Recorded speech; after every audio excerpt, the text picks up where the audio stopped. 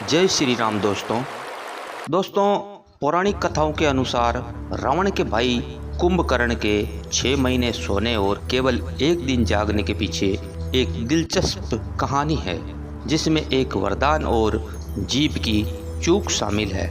इसका मुख्य कारण ब्रह्मा जी का वरदान जो असल में एक श्राप बन गया था। तो आइए जानते हैं इस कथा को। कुंभकर्ण, रावण और विभीषण ने ब्रह्मा जी को प्रसन्न करने के लिए वर्षों तक भारी तपस्या की। कुंभकर्ण की तपस्या और उसकी विशाल शक्ति को देखकर स्वर्ग के राजा इंद्र और अन्य देवता डर गए।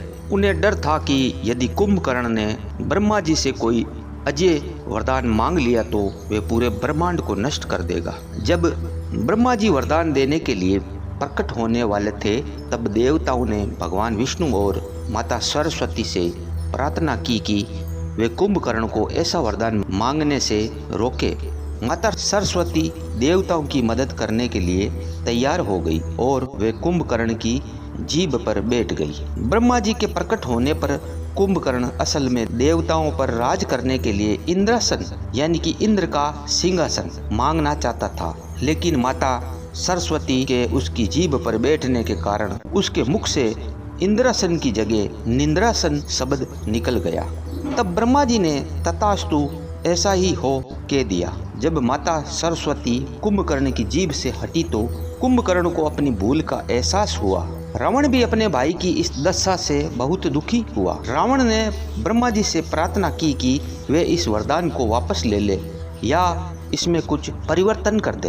तब ब्रह्मा जी ने कहा कि मेरा दिया हुआ वरदान पूरी तरह खाली नहीं जा सकता, लेकिन इसमें एक संशोधन किया जा सकता है। कुंभकर्ण 6 महीने तक लगातार सोएगा। वे केवल एक दिन के लिए जागेगा और उस दिन उसे बहुत तेज भूख लगेगी। वे भरपेट भोजन करेगा। यदि उसे समय से पहले जबरदस्ती जगाया गया तो वही दिन उसके जीवन का अंतिम दिन होगा।